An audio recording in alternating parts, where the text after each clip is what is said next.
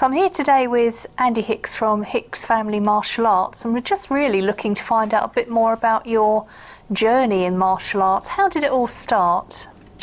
Well, I started because a friend was doing martial arts at school, and he would come in and do demonstrations, and he was a good friend. I'd known him from probably 6, 7 years old, and I asked and asked, can I come with you, can I come with you? And he kept it a bit of a secret, really.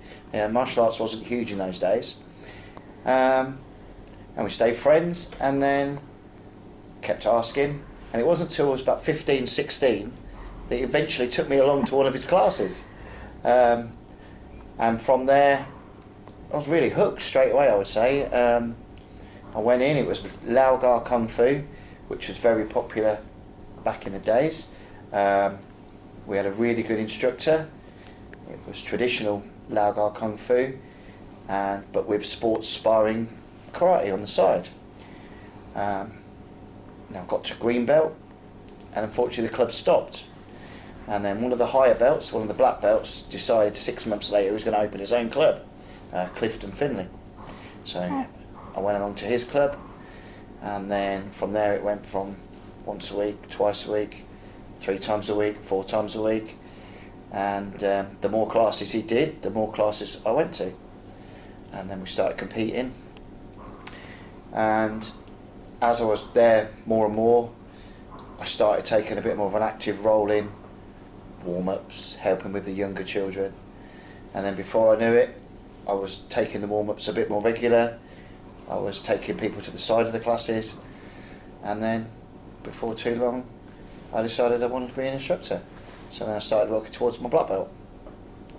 And how long did that take you to get to your black belt? How many years? It probably took me about 6 or 7 years, because I had a little gap. So I was competing, got to about an orange belt, probably 18, 19, working, going out, meeting girls.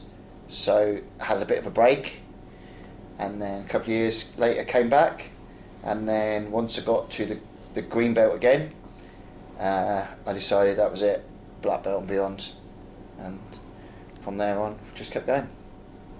And from becoming an instructor, how long was it until you started running your own school? So I became an instructor for the Clifton's club, and then we were both teaching. He would teach on a Wednesday, I'd teach on a Monday, and then I decided it was time to do my own thing and run the club how I wanted to do it. I was doing more classes on my own, and so I became Hicks Karate School from there.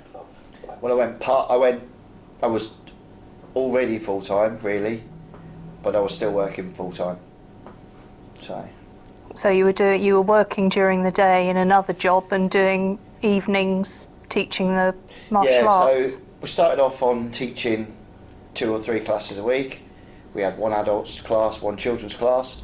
As the children's class grew and the grades started to separate, decided to do a beginners and an advanced class. And then as that grew, we added more and more classes on. Started adding fitness classes on. And before I knew it, I was teaching 22 to 25 classes a week and still working full time. So when I first started teaching my own classes, we had probably just 40 members. So probably had 2 classes a week with 10 beginners in each, and 2 classes a week with adults in. We started off in community centres, village halls, and they were rough and ready, and half the time you'd have to go in and clean before you started. And we asked that we could leave equipment there, so we started taking our own bags and pads and eventually mats to train on each week. And we had the same venues twice a week at each venue, so we'd do a Monday and Wednesday somewhere, Tuesday and Thursday somewhere else, and quite often on Friday and Saturday at a third venue. And from that point, how long was it until you had your own full-time premises? So the journey really was, I went over to monthly direct debits, which was the big changing point for me. So before we were charging £5 a session, went over to a monthly direct debit system, and then from there the students grew quite quickly, and I was still working full time and teaching almost full time, and it got to the stage where I had to decide if I wanted to carry on working or I wanted to focus on teaching, because the income was getting more than a hobby's income. So I was working for the council. I asked them for part-time hours, so I went on to a 2.5 day week on a job share so I could carry on teaching, and then within 6 months of doing that we'd grown again, and I had to say the decision, I'm going to have to go full-time and focus on my school. What exactly was your role in your 9 to 5 job that you So had? I worked as a housing office, dealing with any problems that tenants might have, and looking after new houses that had been left by old tenants and making sure they're ready for the new tenants to go in. And do you think there's any aspect of that that you took with you that helped with your martial arts school? The organisation, probably. There was a lot of organising and making sure people are in the right place at the right time, which definitely helps when you're running any business, I think. So when you went from, you said your numbers increased quite dramatically. What do you put that down to? I put it down to a little bit of everything. So obviously I'd like to think we were teaching great classes. I think the going over to direct debit system was the right thing at the right time, because it gave stability to the club and the school, because the members were paying, so they'd come, rather than we haven't paid, so it's a bit cold, I'm not going to go this week. And we were doing a lot of marketing. We were following a lot of the American systems with leafleting, advertising. This was a long time before social media. Door-to-door leaflets, shop leaflets, even really before school drops. So I think just a combined everything at the right time. I think the best decisions, one of the best decisions I ever made was going over to Nest and direct debits, because they gave me some really good advice and guidance on how to implement it correctly.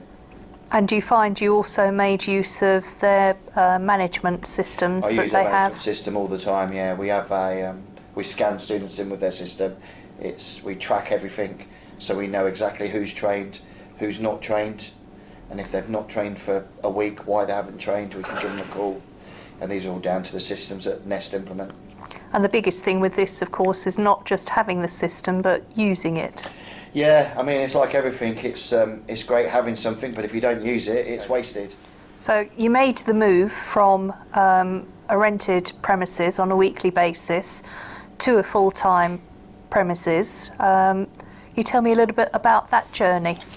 That was probably a difficult journey, because we'd looked probably for 5 years to find the right premises. We always wanted a full-time centre. We were renting 6 different venues, which meant we had to have six lots of equipment at each hall, or we had to carry a lot of equipment around with us. So my car was constantly full of equipment all the time. We'd have to go in half an hour set up before every class, and obviously half an hour pack away. So we got to about 100 members, and I started thinking it'd be a lot easier if we was in one venue, one location, and everything was set up permanently. But we couldn't find anything not suitable. There was some small units, but they didn't have the parking. And we spoke to the council direct and said, would we get change of usage for this for a martial arts school? And they said, unfortunately, due to you not having enough parking, we wouldn't be able to change it. And then my brother, who's a landscape gardener, was working at this unit doing some landscape work, and he said to me, they've got an empty room, do you fancy coming and have a look at it? And it was the room at the front of the building. And I came down and I spoke to the landlord and I said, it's not really big enough. And he said, well, don't worry, what about this room? And he showed me the room at the back, and he said, well, you could have that room and this room, and we'll move into that room. And I said, yeah, that could work. And within 3 months, we'd sign the paperwork and we'd set a date. And that was an industrial unit? This is an industrial unit, but it's got its own car park. So we had 30 parking spaces, and they were a small company with 2 members on site. So the change of usage was just filling in the paperwork. So it was a lot easier. Was it cost effective for you to rent this premises as opposed to paying weekly elsewhere? No. What we didn't take into account was business rates initially and service charges. So where we were hiring the halls, we were just paying for the time we were there, and we were paying at the time anywhere from £9 an hour to £12 an hour. So to move into here and paying a rent and a rates and service charges plus our own bills on top was a big jump, but it was definitely the right move. But for you, was it very much a case of strike while the iron's hot, rather than it being something that you were going to wait until you'd achieved so many students and then wait until you'd got so much in the bank and do it in a much more planned way? We'd planned, like I said, we planned for it for 5 years. We'd been looking. So we had a little bit in the bank. We were up to 135 members at that time, and I didn't feel we could grow any more in the venues we were at. So I said, let's go, and we weighed up the costs, and we worked out that we'd need comfortably to get up to 200 members, and we thought we'd be able to achieve that in the first year, and we didn't. So we stayed at the same numbers really for a very long time. Some people came with us, some people didn't want to travel. We tried to keep some of the other locations open on once a week, and that didn't work out either initially. So why do you think your numbers stayed the same? Because presumably you were still doing all the marketing and... I think one of the things is we were in one location. So when we were advertising where we are once a week, where we are now, Yeah. which is one venue. I think people always look for the closest to them, where previously we were in 5 or 6 venues, quite well spread, and still 6 days a week. So there was more choice for everybody. So when you moved into this premises, it's great to be in your own facility, but obviously with your members sticking a bit for a while, how did you achieve that next growth spurt? First thing we had to do is look at our timetable. So we restructured the times a little bit to allow for some earlier classes, where I feel in the community centres we'd only been able to hire the halls from 5 o'clock because a lot of them had preschool classes in. So we'd never looked at the ability to have earlier classes. So that was one change that we made. The other one was what we were charging, because we'd been here 2 years and we were still charging the same prices we were charging in the community centres. And I felt that we were offering a much higher service here and a much better facility. So we looked at restructuring the prices for all of the new members that came in, and then we gradually converted the old members over to the new prices as well. Again, with the help of advice from Nest. And have you found that obviously running things like a pro shop, offering food and drink, are all these little things, different ways that a martial arts school can increase its turnover? Definitely. When we moved into the building, we looked at renting just the one room and having parents in the room with us. We'd found from the community centres that having parents in the rooms, especially if they brought young children with them, was sometimes distraction. So we decided that from day one we wanted a separate room, and why not make it into a nice area for people to be. We had the coffee shop, and we said that the revenue that we generate from the coffee shop would pay the extra rent needed on this. One of the mistakes we made when we moved in was not having a card terminal.